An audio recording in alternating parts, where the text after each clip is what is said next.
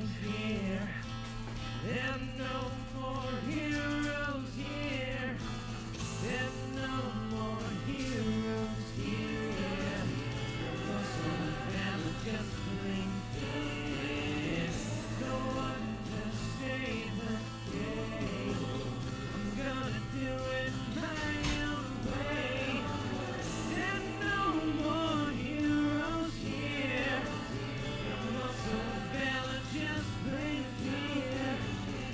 No one to save the day. I'm gonna do it my own way.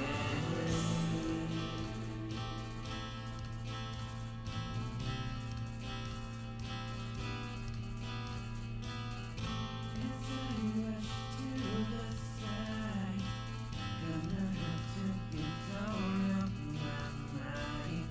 On your cheek I see a tear. Don't fear your heroes here. There's no more heroes here. Muscle and family just plain fear. No one to save the day. I'm gonna do it my own way. There's no more heroes here. Muscle and family just plain fear. No one to save the day. I'm gonna do it my own way.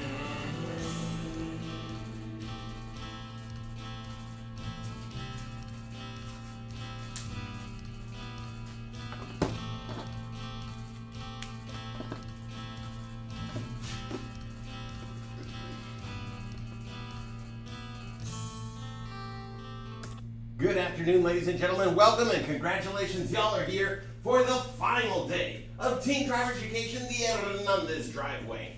Folks, I hope everyone's having a fantastic day. I always love last day because, this is like graduation, right? Once y'all get these last two assignments done, that is it. Now, at the end of class, I will be showing y'all one last time. That'll make the third time, and we just got that video posted up on how to get your permit. That one also has instructions on how to schedule those 7 drives, so you can watch the end of that video for a refresher if you still can't remember when it comes time to get yours done. But remember, any of these videos is available for you to rewatch if you just need a little bit of that information again, right? So just feel free to hit those up and take a look at anything that you may want to review. All right. Let's see here. All right. Hi, everybody. Hope everyone's having a great day. All right, thank you for the 2 of you that are here right now live. But let's go. Hopefully we'll get some more people in the next few minutes. But check it out. So, buying a car. We got purchase price versus sticker price. Now, never pay the sticker price. They can always go lower unless you are in a seller's market. And a seller's market simply means that the demand is higher than the supply, like PS5s right now. All right, PS5s are finally like hitting them shelves, and they stay there because the supply has finally managed to take care of all the general demand, and now there is more PS5s out there at the Walmarts and the Targets and Best Buys and stuff than what people are looking to buy. So now there's a static inventory. All right, well, chain stores don't change up their prices, but when a car lot functions like that, well, things change on how they're going to treat you when it comes to that purchase price. All right. The sticker price is what they will get in an ideal world. And an ideal world is plain and simple a seller's market, right? That's what we are in for a few cars right now. So if you look around a car lot and there are 0 of a specific vehicle, chances are they're going to tell you, oh, well, we're going to get some of those in like 2 weeks or 3 weeks, but those are this much. Oh, well, that's too much. Okay, well, too bad. We've got other people willing to pay it. Because it's true. Because the demand is higher than the current supply, so they get to stipulate what the price is going to be. They get to tell you how much you're going to pay, and there's nothing you can do about it. However, for every other vehicle other than that one that's in super high demand or those ones that are in super high demand, everything that's just sitting on the lot, taking up space, those you will not have to pay sticker price on, right? Because they already have it. If somebody wanted to buy it, it'd be gone already. It's not, that means you're in a position of power at that point. Right? That was tough. A position of power at that point. Interesting. Sorry. My stutter surprises me sometimes. Anyway, yeah, so never pay sticker price. They can always go lower. Because remember, at the end of the day, you can just walk away, right? My little brother was looking to buy a car, and he calls me up on the phone, gives me the price they're quoting him, and I'm like, well, what was the sticker? And they got down like $2,000, and I was like, bro, how much are you trading in? Well, I'm going to trade in my car. They're going to give me $1,000 for it, and I'm going to give them $5,000. And I was like, I'll give you $1,000 for your car. Really? That's how I got mine. But I was like, well, check it out. That $2,000 that they dropped is like 4% of what this car is worth. So no, walk away. It's like, what? Yeah, just walk away. It's like, why? I want this one. This is the one I want. They have it in stock. They have a few, and they have white. And I was like, just walk away. And so he walks back in there, and he's like, yeah, no, my brother looked online, and he found one for 38. So I'm just going to go over there. And he just walks away. And before he even made it to the door, the guy's like, wait. Online it was 38? All right, well, we'll do 39 right now for it. We'll give you the 1,000 trade in and the 4, and you know, you give us the $5,000 cash. And it's like, well, you know what? I'll give you $6,000 cash, and I won't trade in the car. Like, okay, yeah, we'll do the 38 then. And boom, and just like that,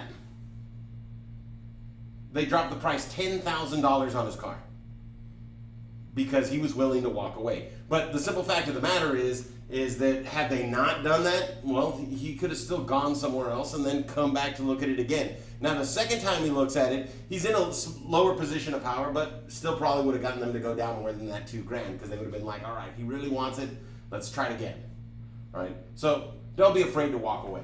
Now, when you're looking at cars online, that's pretty much the lowest price that you're going to find a car for in regards to, you know, something nice, something newish. Okay? And if you want to know how much your vehicle is worth,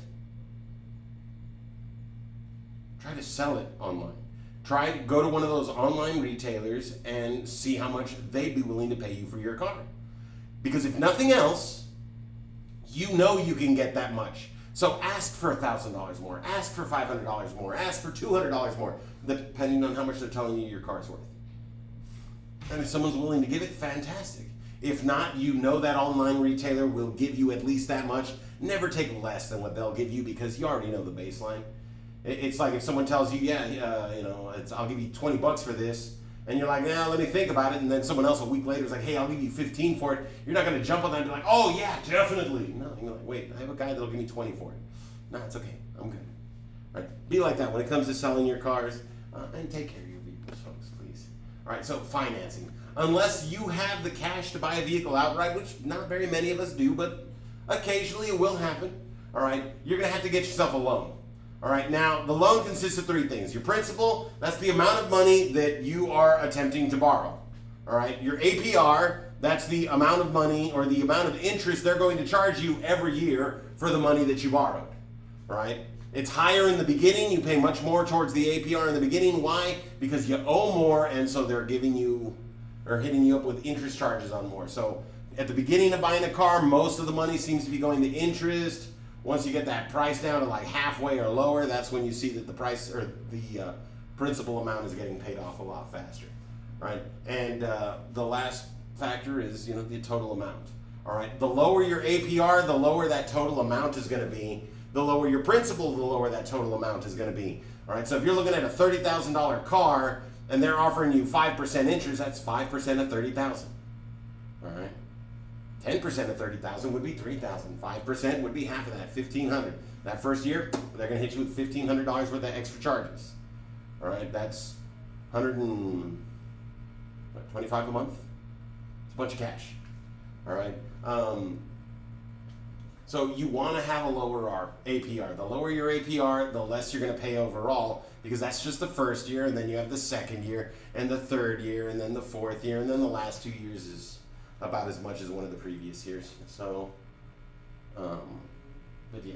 So the APR is based on your credit score, though. And right now, your credit score, well, the credit score is a number between 400.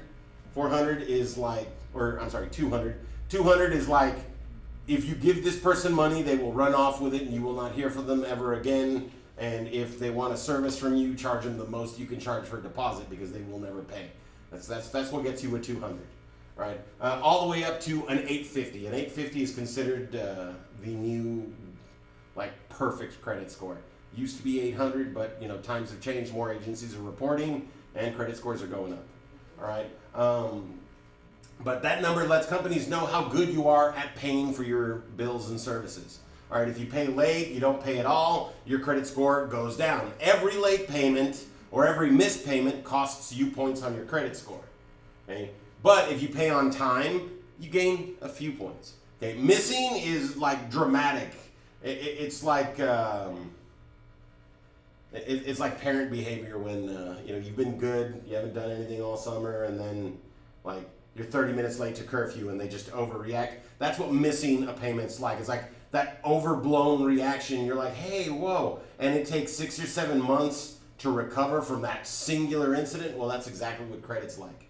Right? I had one late payment back in January out of my 8 payments, and by May or June, I recovered the points that I lost due to that late payment. And it wasn't because I didn't have the money, it was because it's not on auto pay and I forgot. All right? So, credit score is very easy to destroy and very hard to build up. Okay, so please be responsible with it. All right? Because y'all have no credit right now, which is worse than bad credit, because they have no idea what you're going to do. So companies are going to charge you more. Your APRs will be higher. You're just like an interest rate on a credit card is going to be higher.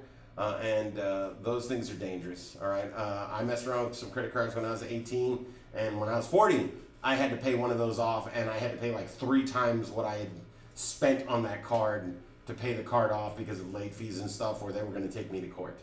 All right, so if you think, I'll just not pay it, and then if they don't get a hold of me, that's not true. They'll get a hold of you. Okay, at this point, attorneys are getting those collection agencies business, and boom, they make contact, all right? So you need to start building your credit score as soon as possible and do so responsibly. All right, so how do we build credit? Well, the easiest way is to buy credit, and buying credit doesn't mean, like you go somewhere and exchange it and they give you a credit score. No, it means getting a credit card and then you charge one thing on it per month. All right, that one thing should cost no more than 1/10 of what you make. All right, so if every month, if you have an actual job and every month you get, let's say, $200. That's what you get paid from your job for working, doing whatever. Okay, that means 10% of $200 is $20. Once a month, you charge $20 on that credit card. Wait for the bill to come in. You'll see the charge was $20. Interest fees was, whatever it is, usually around $2-3 for something small like that, maybe $1. And then you pay it off. Now, you just paid more money than what you borrowed, but because you paid it off, your credit score was positively affected. All right. If you choose to use more than 25% of your available credit, your credit score takes a hit, just like you missed a payment. If you use more than 50% of your credit, it takes another hit. So if you go from using none of your credit to suddenly having credit and then using it all, you're going to take 1, 2, 3, 4 hits for maxing out that card. Your credit score is going to go down by 100 points just for that, a little more than. And it'll go down because you got a new line of credit, right? Because credit is kind of like, the number of pizzas you can carry, right? I know it's a weird analogy, but it makes sense because if you try to get too much credit, what's going to happen is they're going to fall and you're just going to default on those. You're not going to be able to make those payments because you can't handle that much, all right? And using all your credit is, it's bad because now it means that you have to pay back money that you may not even make within a month or 2 months or 3 months or 4 months or 5 months, because depending on the limit on your credit card, you could spend some crazy money real fast. All right, so buy one single thing every month that's about 10% of what you make, and then when the bill comes in and you got that little bit extra added on there, pay it off. Every single month. Now, why only 10%? Well, because if you lose your job, it's a lot easier to come up with 10% of one of your paychecks to pay off the credit card than it is to come up with 200% of one paycheck to pay the credit card off. Maybe you spent $200 on there thinking, I'll pay it off with what I make next month, and then you get fired, and can you just get $200 out the air? I mean, you could take like an old purse or some used video games and turn that into $20. I mean, that could totally be done, but into 200, that's a little bit tougher. Okay, so charge the one thing, right, and be responsible with it. And it's not a party card. It's not a. Don't think of it like, oh, well, if I need to do emergency spending, because you know what, emergencies come up a lot in life. All right, and your emergency credit card just for emergencies will still get maxed out, and then you're gonna wind up paying on that thing for a long frickin' time, right? Don't do it. Don't. It's just not worth it to do that to yourself financially. All right. But that's how you build credit. Now, the great thing is that we are now in the cyber age, the digital age, and everybody's becoming a reporting agency to the credit bureaus. What does that mean? That means that your Netflix account will have a positive impact on your credit score if you get your very own Netflix instead of sharing off your third cousin twice removed that visited that one time for the family reunion. You know, Hulu, Disney Plus, all of these companies, because of how easy it is to communicate, you know, digitally, are sending information to the credit companies and going, hey, these people are paying us on time. Now, it's not a giant impact. That's not the same as making an on-time car payment. But you know what? I mean, I pay for two services. I pay for Crunchyroll and Hulu. Borrow 4 others. Like you do. All right, but I pay for those two, and those are on auto pay, so I am never late on those. And so every year, each of those gains me about 12 points. Ooh, so much. But hey, you know what? That's my credit score. All right, that 750 that used to be a 300 because I was an idiot, is for me really impressive. Took a long time to build that back up. Took a lot of years of being an adult and acting like an adult to get that done. And that was with people in my life actively going out of their way to wreck my credit. Those people were gone, I fixed it again. All right? Now, buying a car and depreciation. Now, depreciation is the saddest thing ever because depreciation is when the value of your car decreases. Now, it's over time based on condition of the vehicle, number of owners, and mileage. All right? But the problem is the second you drive off the car lot, it now has depreciated in value. Why? Because previously it had 0 owners and was a brand new car. Now that you've bought it, it's got 1 owner. All right, so check it out. Let's say you're deciding between cars. You got a red one and a yellow one. They both cost $20,000. It's the same car. It's just, you know, one's red, one's yellow. And you're just like, man, I can't decide. They're both so beautiful. That was like Bumblebee from freaking Transformers, and that one red. Oh, it just looks so good in there. You know what though? I like Bumblebee. I'm gonna go with yellow. And so you decide on the yellow one, right? You drive it down the street, and before you get to the traffic signal, someone screams out, "Hey, it's the Banana Mobile!" And you're like, and turn around, realize you want the red one. Because you don't want to hear that every day for the rest of your life. And so you pull up to the car lot. All right, and you're like, hey, sweet, yeah, you know what, I changed my mind. I want that red one instead, not the yellow one. They're like, no problem. We'll give you $16,000 for the yellow car. Then you owe us $4,000 on top of the $20,000 for the red one. We'll see if we can get you refinanced for the $24,000. Should be no problem. All right? And you're like, what? Because the problem is the yellow car is no longer a new vehicle. Now it's a previously owned vehicle. Yeah, it's got an extra 2 miles on it because of you, but doesn't matter because the number of owners, the number of miles, and the condition of the vehicle are what determine the value of the car. All right, and much like you wouldn't want to wear a pair of sneakers that belong to 6 other people ahead of you because, you know, the smells alone were probably fatal.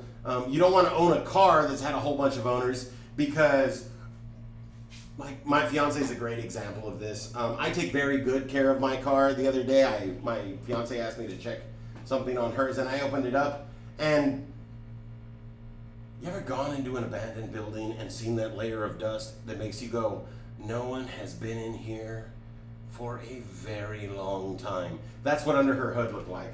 Her battery had green fur. We, as a matter of fact, replaced the battery today. And we had to buy a whole new cable because we couldn't remove the terminal from the battery because the acid that had leaked out had caused the metal to fuse, and it was just no longer separating. That was a fun morning. All right. An owner like that is going to cause more depreciation on the vehicle than an owner like me, because that owner doesn't really take care of it. Well, if it's had 5 or 6 owners, the odds of the car having had an owner like that are significantly higher than if the car's had 1 or 2. Okay? As a matter of fact, if the car's had 1 or 2, talking to the current owner may even give you information on the previous owner. My current car is a Village bicycle. It had 4 owners before my little brother bought it, so it was already something that everyone had driven, and no idea if they took care of it. And when he bought it, me and him fixing that car probably once a month because something else went wrong, right? Because that is exactly what happens. All right. So because the car's now had 1 owner, it's no longer new and it's now worth less. All right. The second the car becomes yours, 20% of the value, gone. Sell it to a second person and 16% of the value of their car, gone. And then everyone after that's about another 10% off the top, which is okay, because if you don't mind buying a car that's been sold 30 times, you can get a good deal on something sometimes. Other times people are like, I don't care. This is how much I want for it, because those are private owners. This is only with dealerships, is the number of cars matter, and they're the ones that you have to buy the new ones from. Okay. Now, what kind of car to buy? Folks, the best advice I can give you is buy a car that suits your needs, right? If you live on a ranch, or if your family has a ranch and they're buying you a vehicle so you can bring feed to the ranch, drop it off from town, once a week, then yes, it makes absolute sense for you to have a vehicle able to do that. Or if you're daily moving things and it's a working truck, awesome, then get a truck. A little smart car would not make sense for that situation. However, if your life consists of go home, go to school, go to work, go home, party on the weekends, then it doesn't matter what kind of vehicle you're driving. What you need is something that's going to get you from place to place cheaply, right? If you have 8 siblings and for the next 3 years you're going to be driving them everywhere, then by all means get a vehicle that will seat as many of them as possible so no one's left complaining, or you don't have to make multiple trips. And if you're an only child and you have absolutely no desire to go hang out with other people because you'd rather stay home and play video games all day, then you do not need a sports car. That's just kind of how things go. Buy the vehicle that suits your needs, not your desires, right? Why? Well, my previous car was a 2000 Pontiac Firebird, and my 2000 Pontiac Firebird cost me $1,400 plus $2,000 in repairs, grand total $3,400. When I got car insurance for it, I decided to ask, what is my Blue Book appraisal at for total? Now, what does that mean? That means I was asking them, how much do y'all think my car is worth before spending more money than that is throwing good money at a bad car? Because totaled means the vehicle is unrepairable or that the repairs cost more than the vehicle is worth. That's all that totaled means. And no car is really unrepairable. It's almost always the other way around. The repairs are more expensive than the car is worth, because you could replace everything on a car. And they told me $1,400. So I spent $3,400 fixing this car over the first 6 months, and it was only worth $1,400. And I'm like, well, that sucks, but that's fine, right? So then I insured it. But I didn't just get liability insurance, because I don't think that liability is enough for a person driving in the valley. All right, so on that car I had, and we'll go over the insurances here in a little bit, but just real quick, I had liability, I had uninsured motorist, I had collision, and I had property damage. And I was paying $270 a month. Now that is not all the insurance you can have, but that is a big chunk of money. Now, to put things in a way that, now you can understand what that $270 means. Right now, I insure 2 vehicles, full coverage. That means everything, all the special features on there for my insurance. And I'm spending $270. pretty much $2 less than what I was paying with the Firebird. I am now insuring my fiance's 2015 that is still worth $8,000, and my 2010 that is still worth $6,000. So if my cars take a total of $14,000 worth of damage, like let's say, you know, an 18-wheeler just plows in and destroys both our cars and it deals more than $14,000 worth of damage, they'll just give me $14,000 for my 2 cars, right? And I pay the same amount on the insurance for the car, where they would have been, here's $1,400 if basically anything had happened to it, because the repairs for most things, the one I have now got hit while it was parked. It was $1,500 to repair a fender and check the car over. Now, they severely overbilled the insurance company, but it wasn't me paying, so I wasn't going to complain about it. But that means that had the fender on my Firebird gotten damaged, it would have been totaled, because $1,500 to get it looking new.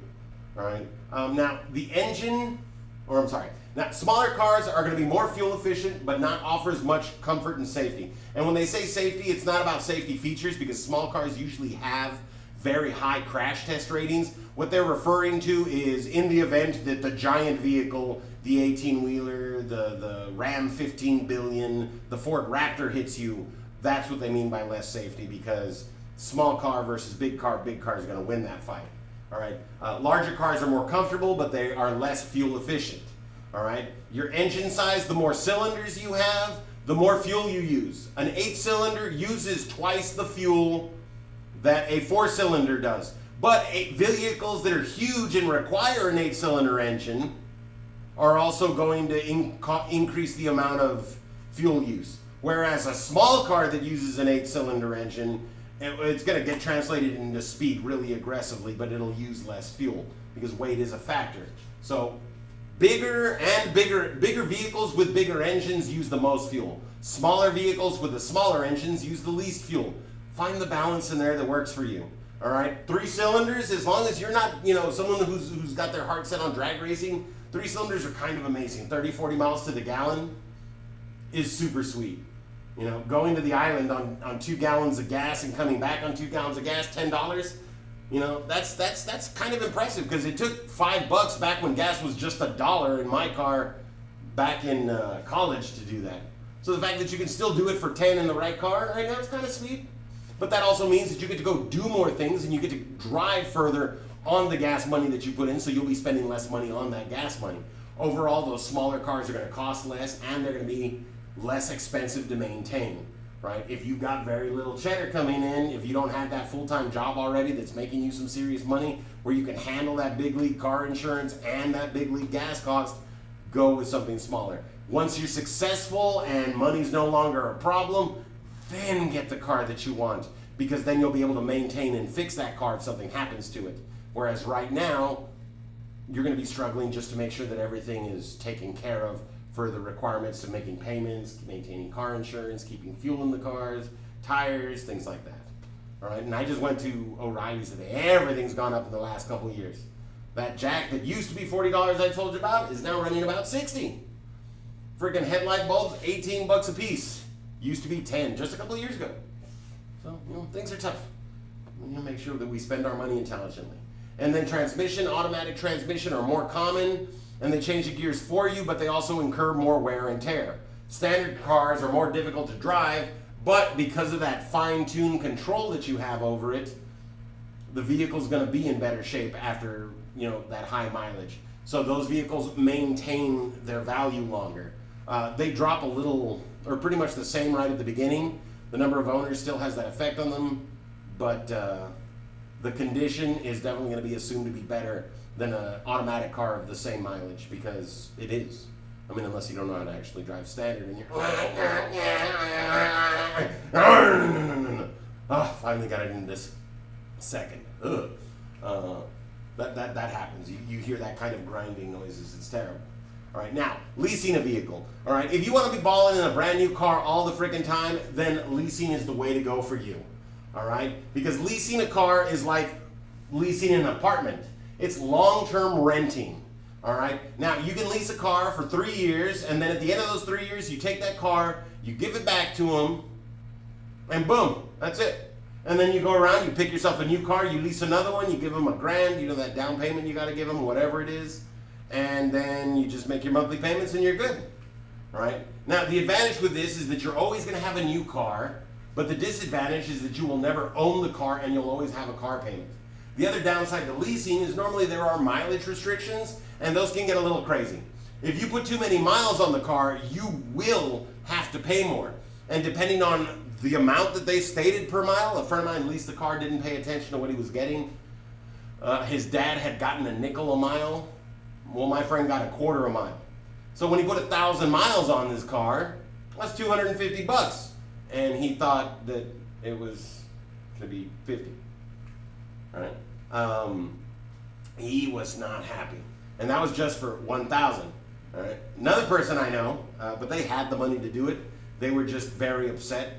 The very first car they leased, they actually got a 25-cent per mile over rate, and they put an extra 10,000 miles on the car. That was $2,500 in just extra miles. And that was just to give him back the car. He had to pay $2,500 so that it was no longer his problem. Now, the other downside to it is, let's say this car is just your dream car.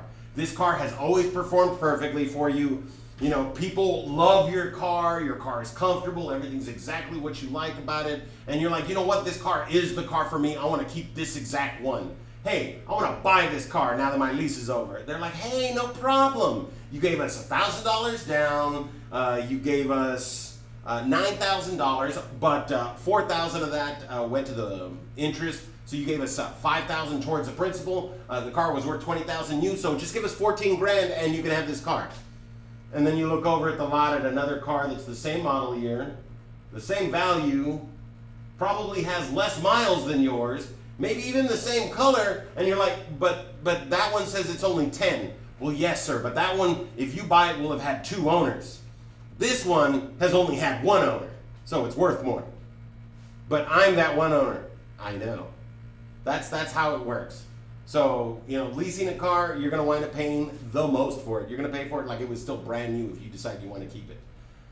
And there is one other small problem. When you are leasing or purchasing a car, you need to maintain full coverage insurance, which is generally in the neighborhood of $250 to $350 for people your age. Okay? That means you're going to be spending $3,000 to $4,100 every single year just to keep the vehicle insured.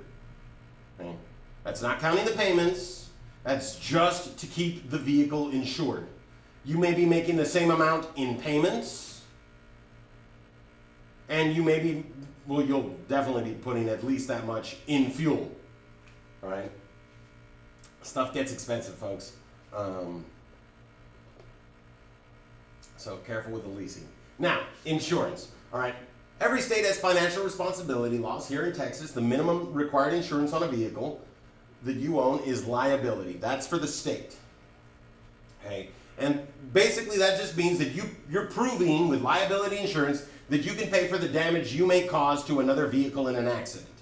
That's why liability is the minimum, right? Well, what does that mean? Well, liability covers the other car in the collision and only a car. You have an accident with another car, liability insurance covers them, not you. You are left without a car. If somebody had to go to the hospital, you got to make those payments. You know, things like that. This just covers the car. And not even your car, it's their car. So on a sandwich, because I like to equate all this to a sandwich, this is like bread. You know, yeah, you can call 2 slices of bread with nothing between a sandwich. You can call it an air sandwich. It is the lamest of all sandwiches, unless you fold that bread in half and then it's just 1 slice. That's slightly lamer because it's less food. But yeah, that's what liability is like. Yeah, you could call it a sandwich, but it's not very satisfying. We need to add to this in order for it to have benefit for us that we're going to enjoy, right? Okay. Now, bodily injury insurance is good because bodily injury is going to take care of you and the other people in the cars in the event that you cause an accident and people get hurt, right?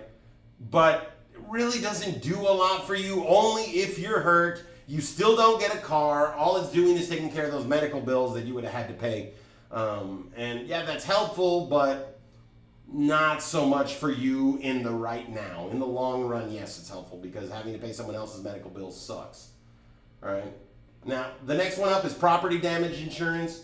And this one's another good one because if you run into someone's fence or someone's house, property damage insurance is going to be what pays for that house, that fence being repaired. Right? Because it's their property. Now, animals, livestock can also be considered property. So if you run into someone's show horse with your car, their property can be replaced. Okay? So you don't have to get sued because those animals are worth like 10 grand. Right? This is decent, but once again, still not really doing a lot for you. This is more just flavor context. So I like to think of property damage insurance as like your favorite sauce for a sandwich. Yes, it does make it better, but not by itself. By itself, it's just kind of adding that little bit of flavor to it.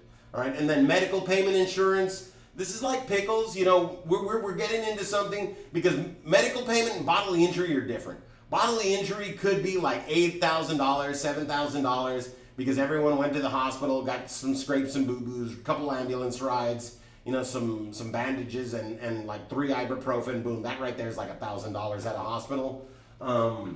That's medical payment insurance, or that's bodily injury insurance. Medical payment insurance is the longer lasting stuff, like my cousin Joe that got his leg crushed in that accident and had blood clots, and they had to surgically go in and fish them out, and they had to put in like a little screen to catch them and then remove that so that those wouldn't make it to his heart or his brain and kill him. Each one of those surgeries, which he had 3 of, was $35,000. The person's medical payment insurance just barely covered the first 2. My cousin's uninsured, underinsured motorist took care of the rest. Now, the next one is collision insurance. Now, this is like your favorite sandwich meat. All right, if you're a meatball sub kind of person, these are the meatballs. If you think fajita belongs in sandwiches, then this is the fajita. If you are a fan of roast beef or deep fried turkey or whatever, this is it. Because finally, this is about you. This is about providing you a strong benefit. This covers damage done to your vehicle in the collision. So if you have liability and collision, that means their car and your car. Bread and your favorite sandwich meat. Not the perfect sandwich, but it's definitely not a bad one. Right? Because you're getting a benefit out of it other than the meager, at least I don't have to pay for someone else's stuff. Right? And then comprehensive insurance covers everything outside of collisions. That's floods, theft, does not cover act of God. My car was struck by lightning, like I was. And they were like, sorry, can't do anything about it. And I was like, but it's lightning. It's an electrical. I just need like a new computer. No, can't do anything about it. Act of God. Okay then, right? But comprehensive. Most of these are going to cover from, I believe it's like $25 to $45 or $25 to $65,000. There are state mandated minimums for each one of these levels. So you do benefit a lot when you use them. But the problem is we only use this when we have a collision, when we have an accident, and the goal is to never use your car insurance. All right? And then the last one is uninsured, underinsured motorist insurance, which my cousin was very fortunate to have. And this is like adding bacon to a sandwich, because uninsured, underinsured motorist is just making it better. I'm sorry if you are Muslim or Jewish and you can't have bacon. This is like your favorite halal or your favorite kosher thing to add to a sandwich. I know no dairy for the Judites, but this is something else to boost it up for you. And for me, that's bacon, because bacon makes everything better. And why? Because if Full de Tal is driving around and does not have any kind of insurance, and he hits me, uninsured, hey look, he doesn't have enough, or doesn't have insurance, I'm covered. Yeah, my insurance rates are going to go up, but my hospital bills will get paid, my car will get repaired or replaced, and I won't have to figure out how I'm going to come up with all that money because of uninsured, underinsured. So in the Valley, the minimum is liability insurance. Okay, if you're buying a brand new car or leasing a car, you need to get all of these because together this is full coverage, right? But in the valley, the bare minimum that anyone should be rolling around with is liability and uninsured and underinsured. And let me tell you why. Okay. Uninsured and underinsured means that the other person was at fault, but their insurance does not cover enough to take care of your damages, your medical bills, your medical payments, your emergency services. Any of that stuff all gets just lumped in as uninsured or underinsured, whether they don't have it or they don't have enough to cover your damages. Okay. So all you have to do at that point is not cause a collision. Well, how do we do that? We don't run stop signs. We don't go on red. We make a full stop before we turn right on red. We only do that if it's going to be safe. Okay. We practice low-risk driving habits, and uninsured, underinsured, and liability is all you need, because then their car is paid for in case you do make a mistake, and that's the low chance because you're doing everything you have to not. And the uninsured and underinsured is taking care of you in case they're not even doing the bare minimum and having liability, right? Now, I think that should be the minimum requirement for the state, but that's just me. Put the money on the car insurance people instead of getting lawyers involved when some person that can't afford car insurance is suddenly getting sued for damages. It's like, buddy, they couldn't afford insurance. What makes you think they're going to afford your $80,000 in repairs and medical bills? But that's what happens. All right. Now, all of this is $350-ish for someone your age. Could be more, could be less. But this is what's required if you're leasing or buying a car. And this is expensive. Okay. Liability, you can find liability for small amounts, like $60. Uninsured, underinsured, because the valley has a lot of uninsured people, gets a little more expensive. It'll probably be somewhere in the neighborhood of $40 to $60 as well. But I'd rather pay $120 a month for some peace of mind than pay $60 a month and be like, what if the other guy doesn't have insurance? Because then I'm just as hosed. I'm just as uncovered if they don't have nothing, right? So that's me. That's what I think. But at this point in my life, I can also afford to have everything. So I have full coverage, right? I have liability, bodily injury, property damage, medical payment, collision, comprehensive, uninsured, underinsured. Why? Because you kind of have to, all right? When you get to a point, in your life, any one of these things happens to you, the financial hardship's just a nightmare. So if you can afford to have the full coverage, do so.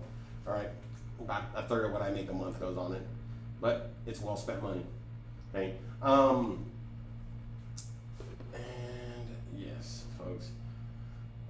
So be prepared. All right, because stuff don't come cheap. And I do want to remind y'all that when your parents add you to their insurance, they could be seeing an increase that dramatic. Probably not like the $350, but they could be seeing a $150 or $200. So please be sure to be grateful and thank them for putting you on the insurance. And if suddenly y'all are doing a little less, doing stuff, or there's a little bit less money to spend, that may be why, folks. So be gracious about it, because your parents don't have to put you on the insurance. They just don't let you drive the cars either. They're supporting you by spending the money where it needs to be so that you can drive, so that you will be covered if you do have an accident. So just be awesome with your folks. I'm sure they're trying real hard to be amazing for y'all. I know. All right, come on. Next. Now, what affects how much you pay? Okay, because insurance rates are variable. All right, they vary from person to person, vehicle to vehicle. All right. Well, your driving record. Get a bunch of tickets. Your insurance is going to be more expensive. Why? Well, if Karen is always speeding, then she's more likely to be involved in a collision. If she gets a lot of citations for speeding, that means that she's not only speeding, but she's being unobservant because she didn't notice the law enforcement officers, and that increases the risk higher. All right. So the more tickets you get, the more likely you are to have a collision, the more expensive your car insurance will be. Gentlemen, you will see a drop of about 3%, 3 to 5% when you turn 25. Ladies get that same drop when they turn 21. Why? Because guys, statistically, we are the worst drivers. Ladies, y'all statistically, from the age of 21 and up, drive better than men do. And they can't charge more for the demographic unless they've got data to back it up. So the fact that men pay less or pay more until they're 25 simply means that because we're not driving well. Men are more likely to show off on the roadway, more likely to leave our head turning as an attractive person that we like is walking by and we're driving by and crap, oh man, I wasn't even looking. More likely to happen with gentlemen, right? So if anyone was upset that I called the first driver Karen, well, the second driver proved that there's less Karens out there than there are Kyles driving poorly. Gentlemen will always pay more than ladies because men are more likely to give in to road rage, peer pressure, and acts of aggression on the roadway. Men are more likely to do dumb stuff that's going to get us into an accident. Need an example? Two gentlemen were out mudding one day. And one of them said, I think I hear a knocking from underneath the Jeep. His friend said, tie me to the bottom of the Jeep, drive around, and I'll try to figure out where it is. Okay. If you think this is some kind of a joke with some kind of a punchline, you are mistaken. This is an actual incident that occurred and earned someone a Darwin Award. Darwin Awards is kind of like the dumbest thing done today gets you a Darwin Award. Generally with a loss of life or nearly loss of life due to your own foolishness. Darwinian theory, survival of the fittest. You weren't fit, that's why you didn't make it. The guy tied his buddy to the bottom of the Jeep and then went mudding. Pulled over 15 minutes later to ask his buddy if he figured out where the noise was coming from, and if you didn't already guess it, he found his buddy's dead body, mostly there, extremely crushed by all the mudding he continued to do. Darwin Awards. Guys, we do stupid stuff. 90% of those videos that I've seen where like someone like prances around their car with their hand on their chin while the car is rolling, we're gentlemen. Okay? Don't show off, guys. Don't take your focus off the roadway to pay attention to a hot car, a hot person, a cute dog, like the best Deadpool cosplay you've ever freaking seen, actual Ryan Reynolds walking on the side of the road. If something is important enough for you to follow it with your eyes and take it off the roadway, pull over instead, folks. Right? Gentlemen especially, please, because we need to get this down, because my generation did not fix this. The previous generation was the one that established it. Right? When women first started driving, car insurance companies were like, oh my, they drive so much safer. We'll charge them less. It's been this way almost since the beginning. Okay? That's because they were sexist back then. So folks, please, guys, we're really driving bad. We need to fix this. We need to do our best. So it's up to each and every one of y'all to drive responsibly so that your kids don't have to listen to this speech. So that your kids don't have to pay more for an extra 4 years simply because they're dudes. Right? We need to rise above that caveman brain. We can do this. Ugh. All right. Miles driven. The more you drive, the more likely you are to get into an accident, the more you have to pay. If every time, and they ask you for your mileage when you renew the inspection on your vehicle, or they check your mileage when they renew the inspection on your vehicle, so that they can tell how many miles you drove the previous year. Okay? This information gets along to your insurance company. This is the number that they base your rates on for the following year. Okay? You're already giving them the information. They're gonna know how many miles you're driving. The more you drive, the more you pay, because the more time spent on the road, the more likely you are to get into a collision. Not because of just you, but because of other people. Although sometimes it's us. Okay? Marital status. Single people do not drive with the same caution that married people do. Statistics prove this, therefore they're allowed to charge more, right? My fiance got accidentally listed as my wife, and since we live in a common law state, that was not going to happen. I had them fix it. My car insurance rates went from $224 to $279, what I'm paying right now. Okay?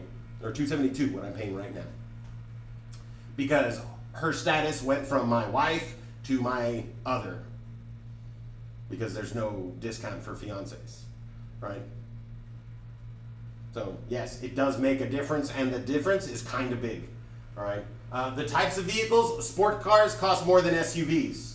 Right. As I said, my sports car that was worth 1/4 of what my SUV and 1/6 of what Julie's economy car is, for a grand total of 1/10 the value of our cars, costed $2 more to insure than both these cars, and these cars have better insurance. Okay. So, yeah, that Challenger, that Mustang, that Charger, that Impala may seem really awesome. That convertible may make your heart pitter-patter, but it's going to cost you a bunch more on car insurance. Do you really want to be dealing with that right now as you're starting life? Like I said, get your successful car when you're successful.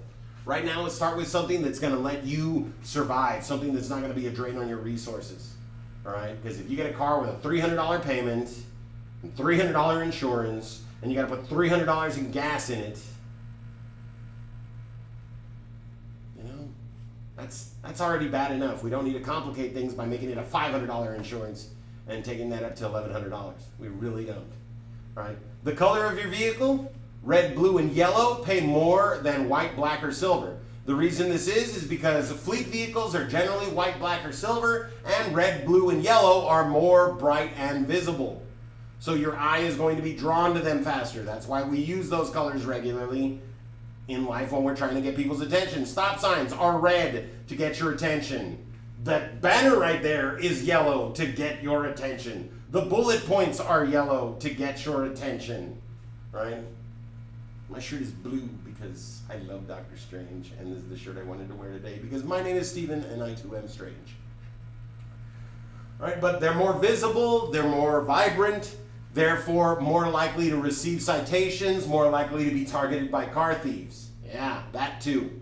All right, but white, black, or silver vehicles are more often fleet vehicles. They're less flashy and they fade into the background, because when you think about like cop cars now are either white or black, mostly.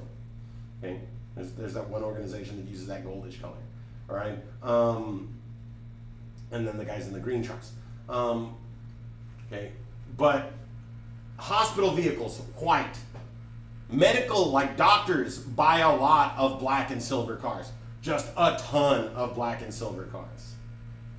All right.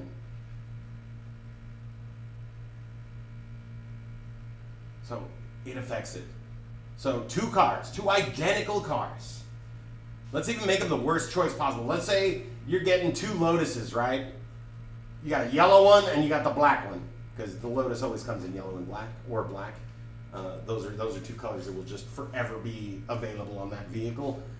The black one's gonna probably have like a $50 less car insurance rate, simply because it's the black one, right? And then having multiple things on your insurance can reduce your costs. So if you're renting an apartment, see if your insurance company offers renter's insurance, right? Because having renter's insurance, having a second policy, I actually pay $2 less for my insurance altogether, because we've got renters tacked on top of that 272. 272 is just a car. It actually, or comes down to 272 from 274, because we have that renter's insurance added on. Because the discount that I got exceeded the cost of the renter's insurance. It was kind of awesome. It was like free insurance on my stuff, because I don't have a lot of super expensive stuff. My house could be, or the contents of my home could be replaced with like 20 grand. My guns are irreplaceable. They're babies. Anyway, right? And then where you live. If you live in the ghetto, your insurance is going to go up, because your car is more likely to get stolen. If you live in a flood zone, your insurance is likely to go up because it's more likely to get water damaged. All right? Higher crime rates or higher natural disaster rates in an area will impact the value or the cost of your insurance, folks. So you got to keep that in mind too. All right? So buying that ugly little, or not ugly, but that little, like hatchback economy car, 3-cylinder, definitely not getting on the radar for the car thieves that want something flashy and nice that people are going to want to buy from them. But If your neighborhood's already kind of dicey, well, it's better to pay less for something that may get stolen. But I've lived in a bad neighborhood, and it does happen. The effect is about 10-15%. It's kind of sad. And then your claim record, the more times you use your insurance, the more it costs. Have an accident, whether it's your fault or not, if your insurance company has to pick up the dime because of uninsured motorists, your rates go up because that's a claim on your uninsured motorist. If it's their fault and their insurance pays for it, it's not a claim. Your insurance stays the same. Theirs goes up because they have a claim. All right. Now, some insurance companies are douche canoes, and they see the use of AAA as a claim. Other insurance companies are like, yeah, it's AAA. You're going to use that. That's the whole point of getting AAA. And they don't treat it as a claim. So when I changed from a company that did claim or did count them to a company that didn't, my insurance rates dropped by like $40, just because the one that I had was disreputable. And then AAA is a service. I haven't mentioned it yet to y'all, but AAA, you pay $3 or $4 a month, $2 or $3 to $4 a month, and it's specifically per car. So if you got 3 cars, it would be like 6 to 12, right? But what AAA does is, in the event that you lock your keys in your car, you run out of gas, you get a flat tire, your battery dies, or you need a tow because your car broke down, or your car got wrecked and you need a tow, AAA will take care of all those costs for you. They will send a locksmith to open up your car for you, or if your car has the thing, they'll send the signal to open the doors remotely. Because some vehicles have that as an option. You need to have OnStar, I think, for that though. But AAA helps you out, and it costs almost nothing. It's like, in a year, yeah, I pay $36 a year, and I haven't used AAA in 3 years, so that's a little over $100. However, when I did last use AAA, I got a tow for the same vehicle twice within the same year, and the maximum distance for the tow on AAA is 15 miles, and I live 14.9 miles from my mechanics. Selecting your home with the best location for the win. That would have been $300. That would have been $300 worth of repairs, and that was 3 years ago, just before I got this vehicle. Right? Or $300 for just tows. $300 just in tows, just to get it to the mechanic shop. And I got those tows done for free, or not for free, for that $4 or $3 a month that I've been paying. All right, folks, AAA is a lifesaver, right? And if you are going to have ghetto insurance and go with just liability, please get yourself AAA, because $100 to unlock your car, real stuff, real costs. $100 to start your car. If you have to call someone to do it because you're out in the middle of frickin' nowhere and there's no nearby traffic to help you out, that's what it's going to cost, is $100. All right. You get a flat tire, you need to ride to a tire shop and then ride back to your car. AAA's got you. All right. AAA will even send someone that can take the tire for you while you hang out with the car. Then they'll come back and put the tire on. AAA is slow. It is not an expedient service. They're not going to be there in 10 minutes and then done 10 minutes later. We're talking like doctor's office waits. But to pay $3, I'm willing to wait that long. If I could pay $3 and wait for 4 hours to see a doctor, I'd go see a doctor. Right? So AAA is an awesome option to think about, and ask your parents if you have AAA on your cars. If they don't know what it is, both of you look it up on the internet so you can see what benefits it has and if your insurance provider provides it. Because if my insurance provider does not provide it, I don't keep that insurance provider. AAA is a lifesaver, especially when you have multiple cars. All right? Now, insurance premiums, what you pay for insurance regularly is your insurance premium. You can pay monthly. You can pay quarterly, that's every 3 months, or you can pay yearly. And the more you pay at once, the more you save. If I pay quarterly, I save about $50. So that means I kick them, close to $800, and it gets reduced down to $750, more or less, right? So not terrible, not great, right? Now, if I pay for the year at once, I actually save 2 months worth of insurance. I would only pay just under $2,800 for the entire year. That would be a good savings. I don't have $2,800 to throw at my insurance company every year to do that. If you do, then please, by all means, get your insurance in big bulk, or in that big chunk, because you will save money in the long run. Um, your deductible, now even though you pay every single month for insurance, you have to file, or when you file a claim, you have to pay a deductible. A deductible is a small portion of the repair costs that you and the insurance company previously agreed you would pay. You figure out your deductible when you're signing up for insurance, per incident.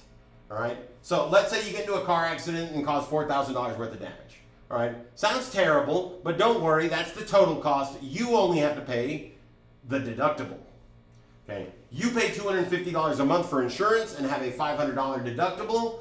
Bam. That means you pay $500, and the car insurance company is going to pay the remaining $3,500. That's an okay deal. I mean, it's still a hustle because car insurance, if you don't have an accident, I haven't had an accident in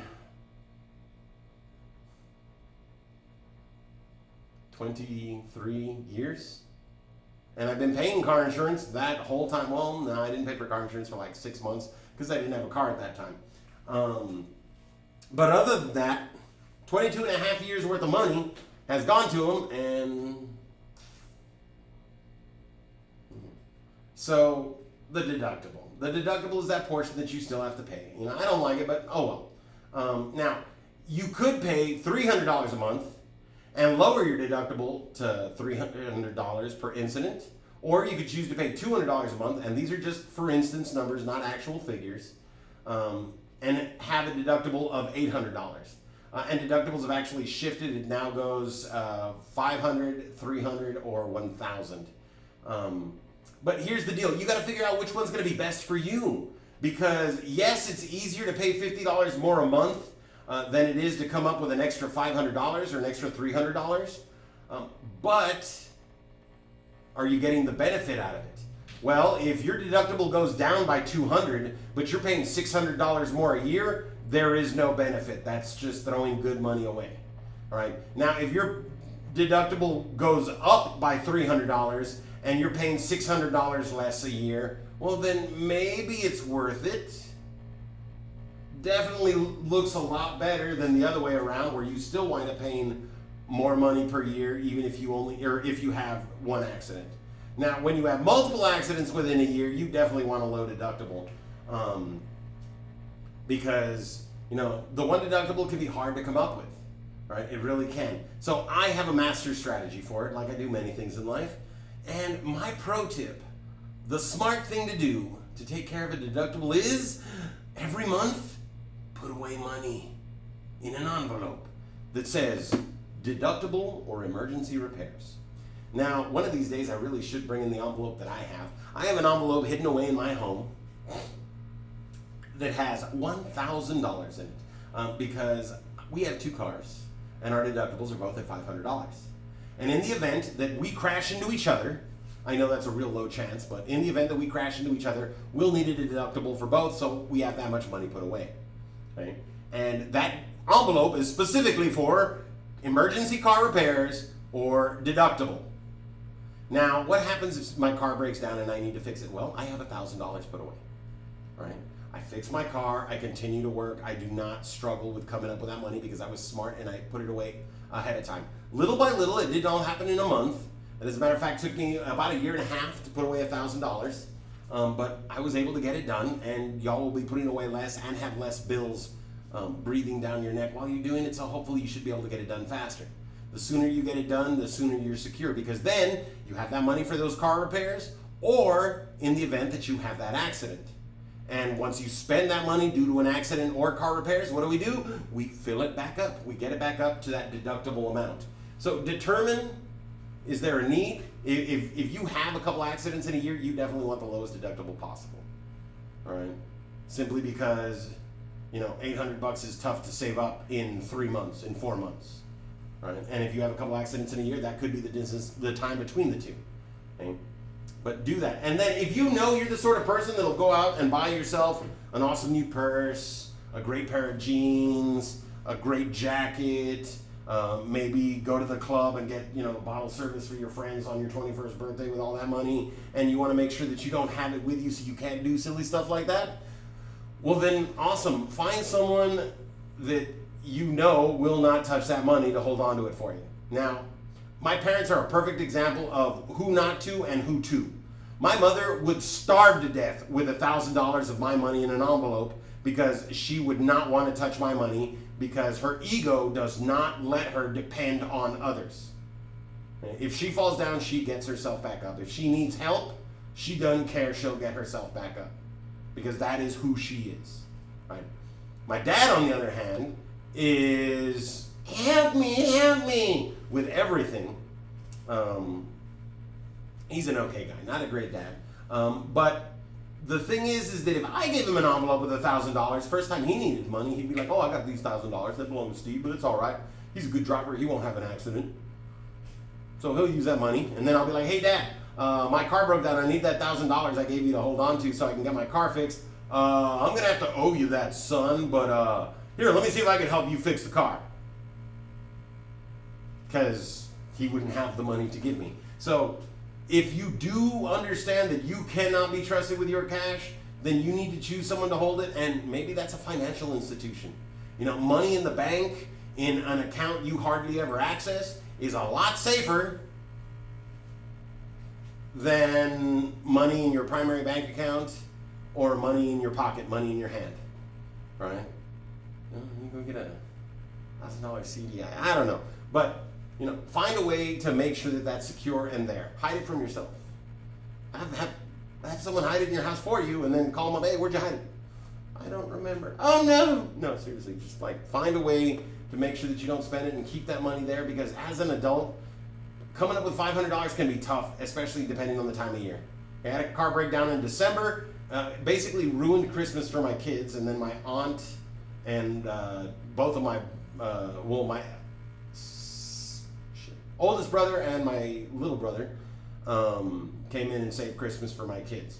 But if it hadn't been for them, Christmas would have been ruined because I had to come up with $600 to fix a transmission on a vehicle right before Christmas. Right? So be smart, put this money away, have it there just for those emergency repairs or a deductible. All right? Because yeah, it's easier to find an extra $50 a month than it is $800 at once, but it's also smarter to get that deductible where it's reasonable and you can put that money away relatively quickly so that it's just there waiting for you. Okay. Now, let's say you do put away those $500 and you decide, hey, I'm going to switch to the $800 because I don't have accidents. You know, I am a safe driver. I'm going to continue this stuff up. Awesome. You got the $500, make the change, take the $50 you're saving, put that into the envelope on top of whatever you normally put in there, get it up to that $8 as quick as possible. All right. Now, how do you save on insurance? Good grades. If you do not stop going to school, this can continue into college. Report cards with all A's and B's will get you a discount, usually in the neighborhood of 3 to 10%, depending on the company, for good student discount. And like I said, if you don't take a year off, if you go straight into college, this can continue through college. And gentlemen, that means you could be 25 years old, finished with college, got yourself a nice master's degree or a PhD, and you're finally making some money, and boom, you get that car insurance discount on it at the same time for turning 25. You also get discounts for good driving. For 3 years, no claims, you'll save money. They'll drop your price. I have 5 years, no claims, no accidents, no tickets. And right now, I have what is called small accident forgiveness. If I get into a small accident and it's not going to raise my insurance rates because I've paid for so long, they're like, yeah, we've gotten enough cash from you. You're okay on a small one. Cause a major one and we'll still jack up your rates. Or terminate our services with you, because that's what insurance does. All right. Now, that is the end of the show. That is not the end of today. All right. So let us go. Yeah. Let's see if this is still working. Ta-da. Hey, it is fantastic. All right. So, as an overview. All right. Wait. 1 second. Let me go back here. I still need to be able to see what y'all are saying. I'm an old guy. You'll forgive me for being dottery. Dottery. Great word, dottery. Means easily distracted or confused. Forgetful. All right, there we go. Okay, so now back to the presentation. There we go. So here is our wonderful website. Right? Now, if you need to fill out a contract, remember right here next to your name, there's this little down chevron. You click on it, and contracts, first contract on there is a teen driver education contract. The only one y'all need to fill out, if you haven't done so already, if your name is still in yellow on the assignment sheet list, please take care of that. All right. Now, if you need to make a payment, up here on the top next to Classroom Portal, there is the More button. Steve Invisibilo. Ta-da! See, I'm a wizard, Harry. All right, so if you need to make a payment, you just click More. You'll go to Make a Payment, because I know Saturday, right? That's the due date for these payments. Let me close this little guy right here. Right? And your payment is for your teen driver education. Right? So you'll just click this one, you'll select the increment, you'll add it to cart, you check out once you've decided on how much money you're going to pay. All right? Remember, don't show up with your permit, don't show up on time, don't show up with your sensible sneakers or Crocs with a restraining strap, or your necessary corrective eyewear. You may be charged a $40 no-show fee. If gas prices get above $4 a gallon, we are currently charging, because the company decided to be awesome, $5 per teen drive. That's one of those 7 drives. Only when it's above $4. The contract that you fill out, in fact, says that you will pay $10. We choose to only charge $5 because that's about how much we're spending per lesson on gas when the gas prices are that high. Normally it's like half of that, so we don't cause a big deal. All right, DPS road test, when it's time to do so, you can take the test with us. All you have to do is click on this one. All right, all of these are services that we offer. You can go here at any time to take a look at those. But for the payments for your teen driver education, you click the teen driver education. You should have an invoice once you're logged in that will not let you overpay. All right, when it's time to schedule a class, a driving lesson, one of those once a month that you're gonna be doing, because y'all are gonna be awesome, stay on top of it and not let this get behind, because you want that license in 6 months, not in 2 years or 3 years for those of you that can already do it. All right, you're gonna go here, you're gonna click on Register for Class DPS Road Test, that first big button after home. Okay, then you're gonna come down here and you're gonna have these 4 wonderful little gray selections. All right, DPS Road Test, you ain't ready for that. Adult Driver's Education, y'all are teens. Teen Driver Education Course, well, this is the course. You've already started payment for that. You've already registered for that. What you need to do are the teen lessons. HDS students, Hernandez Driving School students, yes, that is y'all. And then boom, you pick your city. I live in Wesco, I drive in Wesco, I click on Wesco. I live in Far, I drive in Far, I click in Far. Go to the schedule, and it will show you today's date in bright color, and then the dates where there are actually drives available in bright color. Go to a date where a drive is available. Select the time slot. If multiple drivers are available, you'll have an option to select between the 2. You select one. You click on Next. Continue the prompts, and that will be you requesting the drive. All right? If there are multiple drivers at the same time and you can drive at that time, select the multiple drivers and do the same thing for both of them. Yes, this is tedious. Yes, this can take a little bit of time. Who cares? This is your license. The more times you request, the more per week that you request, the more likely you are to be given one. If you make 3 requests for time slots, because those are the only times you are available that week, it is going to be a lot tougher for you to get those 3 slots. If you request 40 slots for the week or the month even, let's say you request 10 slots for the week, you're more likely at some point during that month to get approved. All right, if you're requesting 1 drive a week, period, those 4 is not going to give you a high likelihood. You need to request every drive you potentially can make, and then when you get one approved, you don't have to ask for any more that month. You don't have to schedule any more time off that month. You don't have to make any more special, trips that month. You just do that 1 driving lesson and you're good for the month. All right? You want to get that for the first 6 months. And then right before you reach that 6-month date, like a week or 2, give us a call. Be like, hey, I already got my last drive scheduled, but my 6-month date is this time, and I want to know if I can schedule my 7th drive for as close to that date as possible. And then they will help you out. They will, over the phone, take a look and see what's available and give you something that helps you the best they can. Will it be perfect? Sometimes, yeah. Sometimes we can get you on that day at a time that works for you for that 7th lesson. Some days, or sometimes, well, we can drive you 2 days after your 6-month date. You can do the 7th lesson and then you can go directly to the driving test. Sometimes we can do that.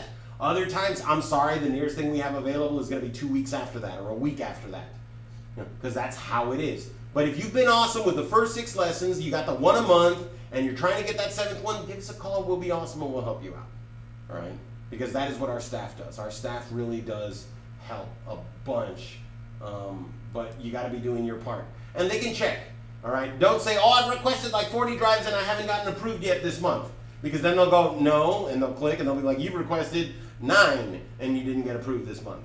All right, the approval rate is going to be somewhere in the neighborhood of 5%. That means if you're asking for less than 20, your odds of getting one are pretty low. Okay, and why? Because every student, like there's, what have I got here right now? I don't even know. One second, I'm gonna pop back to YouTube real quick so I can see. I got a whole 90 right now. So if all 90 you ask for 4 o'clock in the afternoon, well, the odds of one person getting it are 1 out of 9, 11%. That's just the ones that are here in attendance. Previous month, the month before.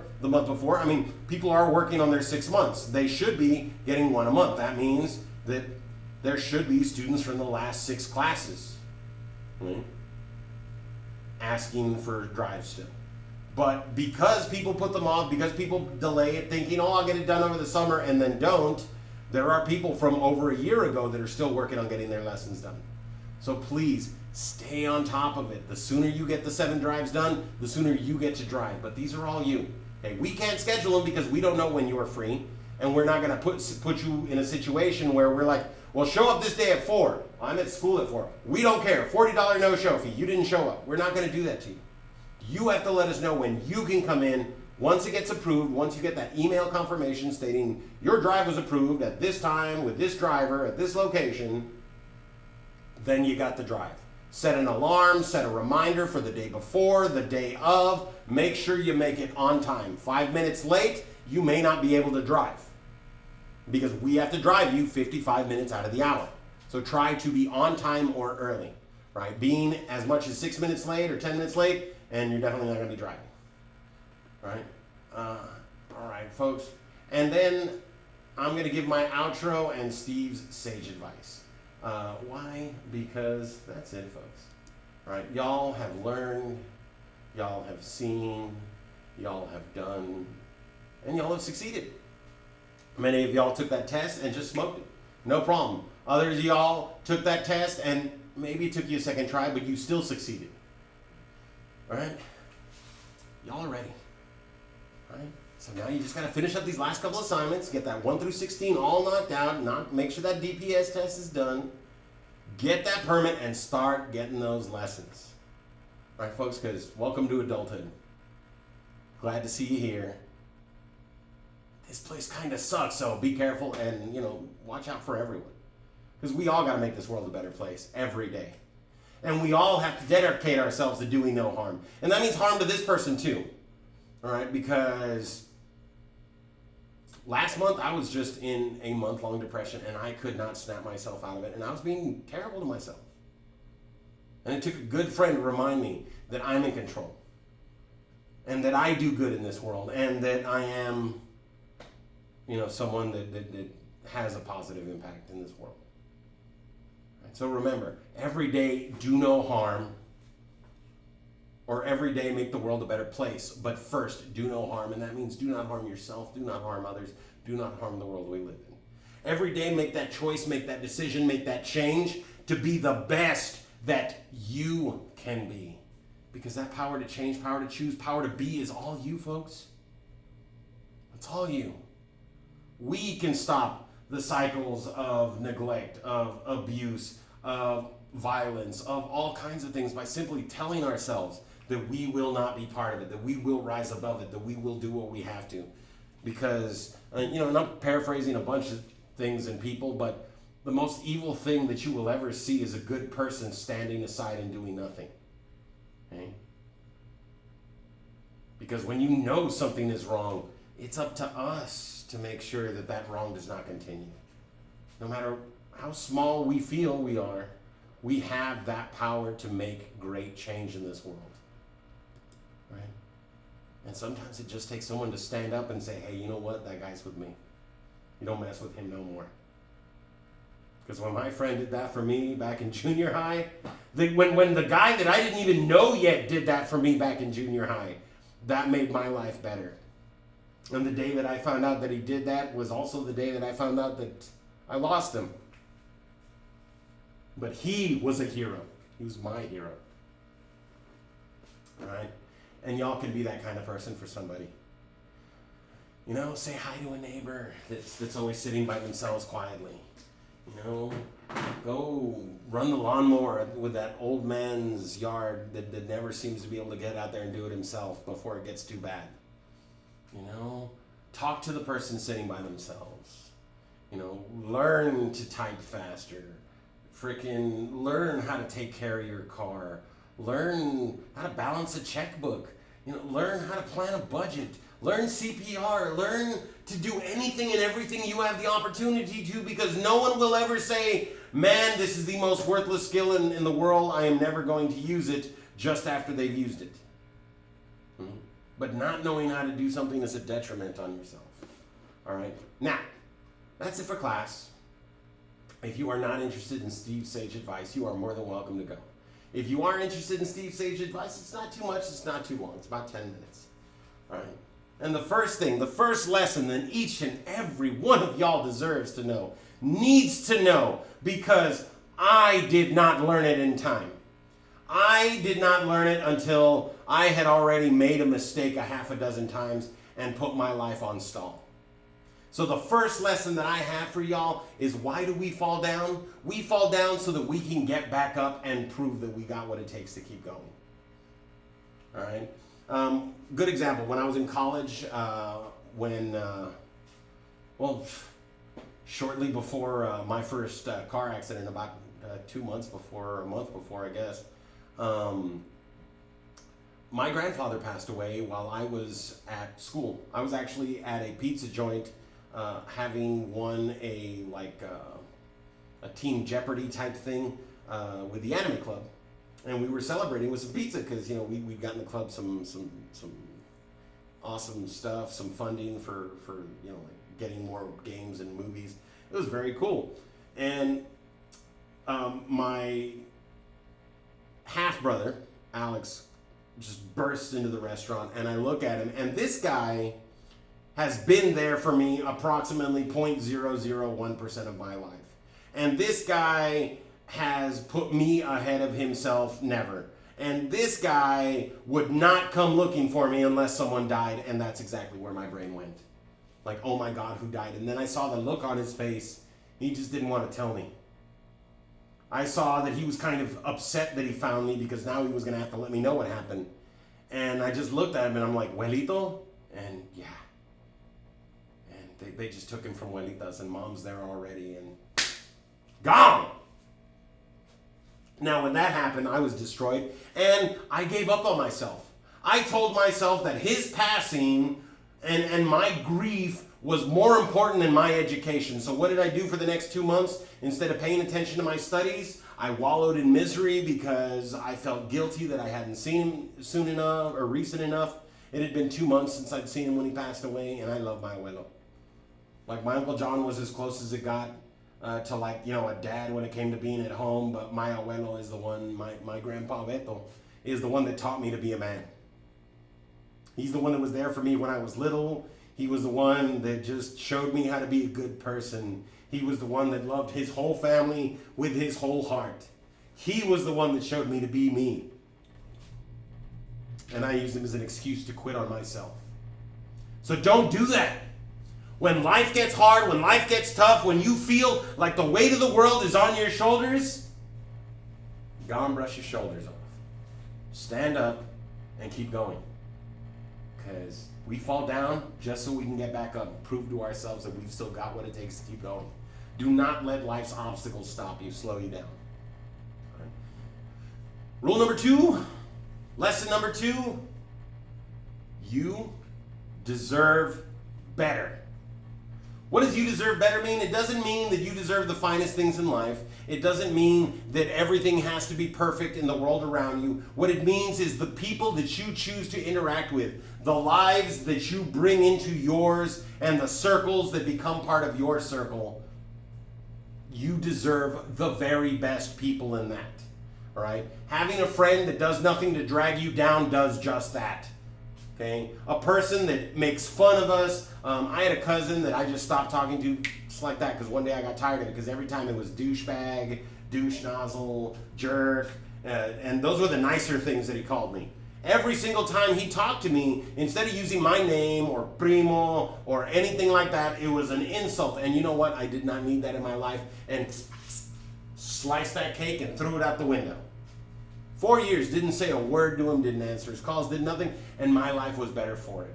Right? Relationships are the same way. If you got a significant other that treats you like garbage, makes you feel like junk, threatens to dump you if you don't do the things that they want because they want it their way, you deserve better. All right? In life, surround yourself with people, with relatives, with friends, with loved ones, with romantic partners that enrich your life, and do your best to enrich theirs. Because remember, they deserve better too. We all have to be the best that we can be so that we can accept only the best of others. Right? Right now in life, I've got 5 people that matter, and you know what? Those 5 people are ride or die. Those 5 people are the best. And I do the same for them. They need me, they know I'm right there. So rule number 2, you deserve better. Do not think that because you're not as pretty, because you're not as wealthy, because you're not as popular, because you're lonely, that it's okay to be with someone. I was with someone that the day after we got married, she started threatening me with divorce anytime I didn't want to spend ridiculous amounts of money on her nonsense. Anytime we had an argument and I expected her to act like a responsible adult, she threatened me with divorce and I backed down. Because I thought I didn't deserve better. It took me a long time to realize I did. Don't take a long time. Understand it right now, folks. Y'all deserve better. Toxic relationships of any kind, we get rid of those. Because toxins are poisons, and that's when we get rid of poison. We don't keep those. We don't hang around. We don't sit in it. We flush it down the drain where it goes. All right? And then the last thing, education. Right? I went into college with dreams, with ideals, and I gave up on myself repeatedly.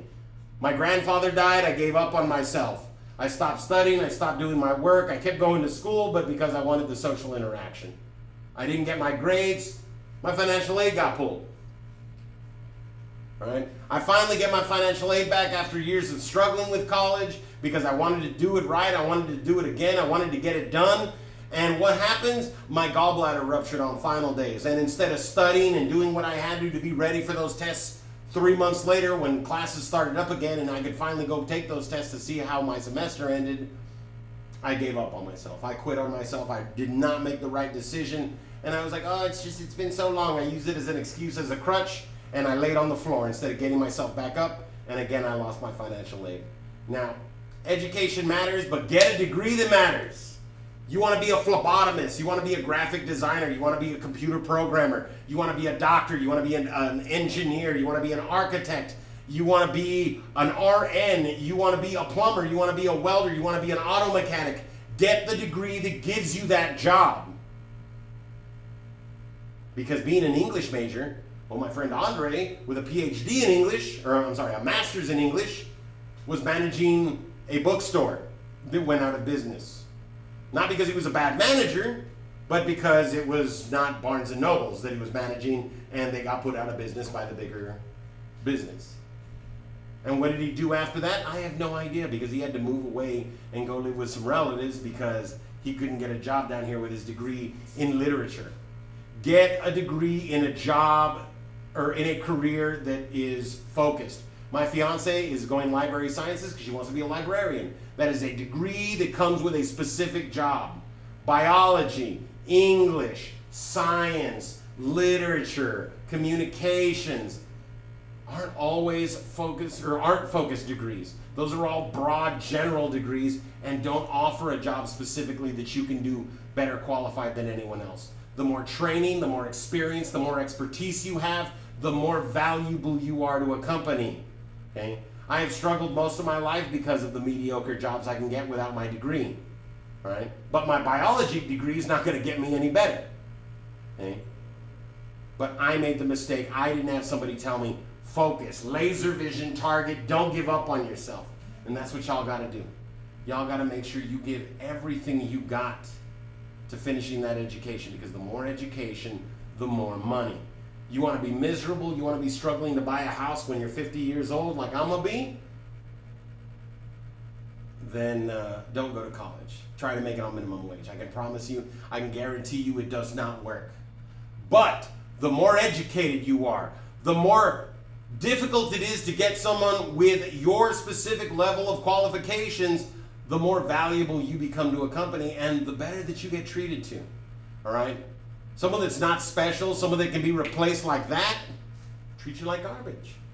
Don't be that person. Don't rely on places like Walmart, Target, McDonald's. Yes, there are people that successfully work at those locations for 20 years and succeed. But there are many more people that work at those locations and have 1 or 2 bad months with their kids where their kids get sick and now they're out of job because, like Walmart, you can't miss more than this many days in a year. You do, you're gone. And the next year, if you miss this many, well, now you can only miss that many the following year. Now, don't miss any that year and then boom, you get back up to the 5. But life happens. I mean, right now they're giving exemptions for things like COVID, but they weren't before for like the swine flu. A friend of mine lost his job because one kid got the swine flu, then another kid got the swine flu, then his wife got the swine flu, then he got the swine flu. Missed 6 days, didn't matter that there was a doctor's excuse, he was out. And that was 10, 15 years ago, right? There's always going to be another virus. There's always going to be something. Get educated. Make some real money. Whatever it is that you do, whatever it is that you go after it 100%. Make yourself invaluable. If you can get a PhD, get a PhD.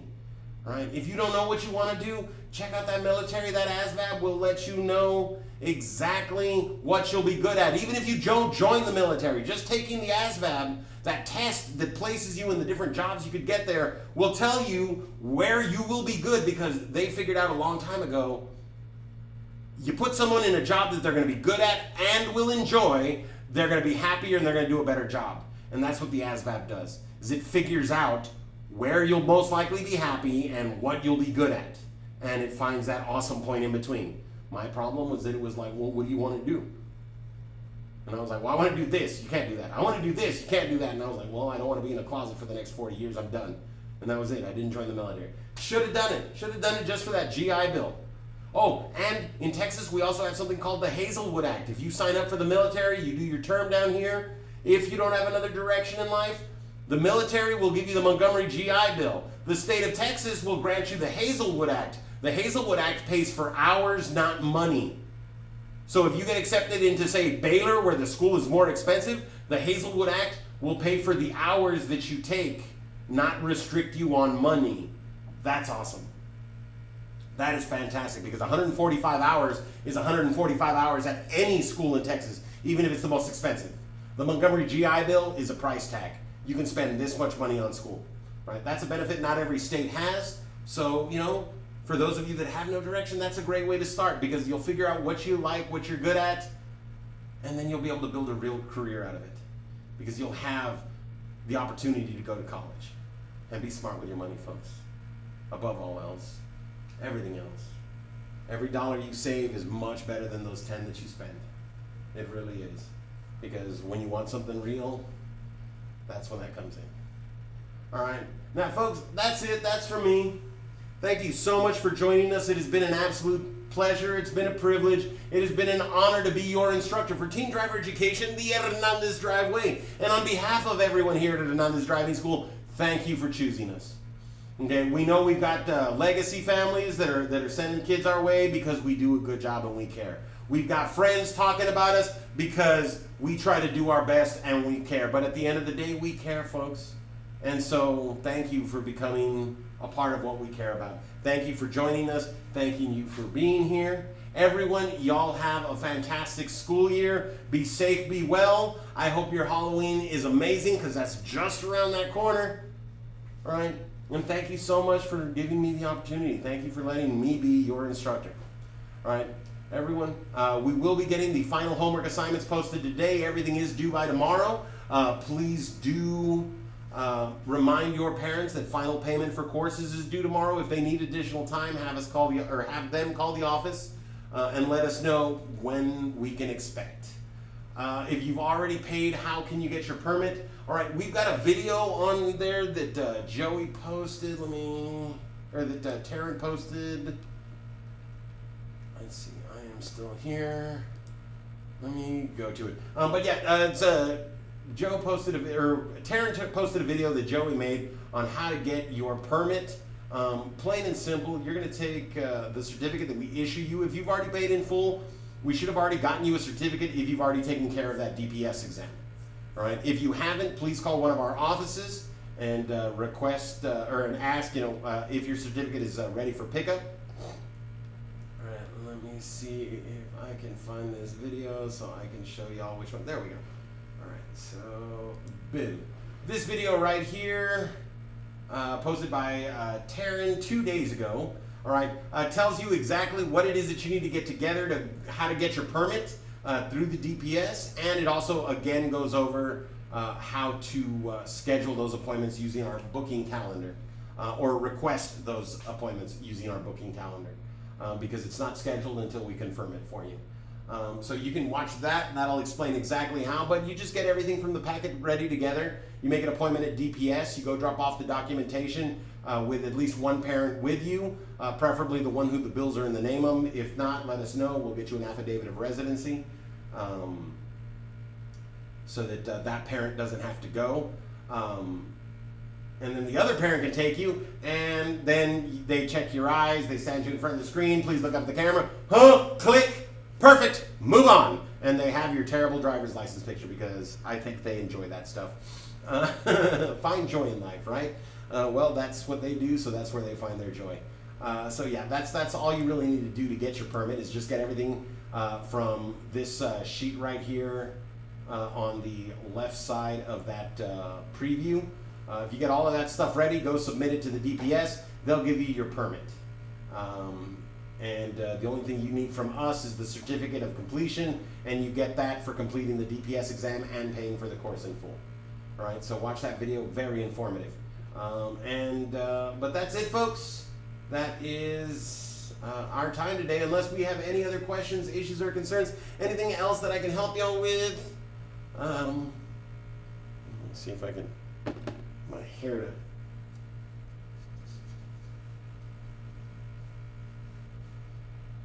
There we go.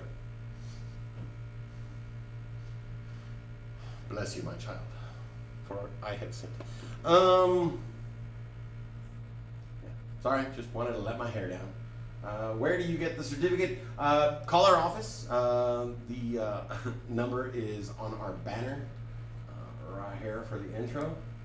I got it right there. Call 956-429-8376.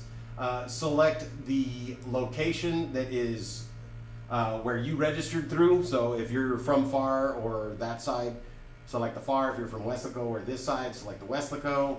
And then talk to our receptionist during regular office hours. They're unfortunately already gone for the day, so give them a call tomorrow morning. There will be someone in office by 10 a.m. Earlier, but for sure by 10 a.m. there will be someone in office. You can give them a call, and they'll let you know if their certificate's ready, and then you can go by our office either in FAR or over here in Weslaco, depending on which one prepared it for you to pick that up. Yep, that's simple. But that's if and only if you've paid in full and have completed the DPS written exam. All right. Any other questions, folks? Anything else that I can help you with? We've got a few more minutes to go, and this is your last chance with Steve. All right. Or am I standing here talking to an empty lobby? No, there's still somebody here. So show me what you got. Nothing. Nothing. All right. Well, then thank thank you, everyone, once again. All right. It's been great. It's been awesome. It's been nice knowing you. I hope to see you around. Please drive safe, be safe, and stay on top of that stuff, folks, because adulting, we got to do everything for ourselves.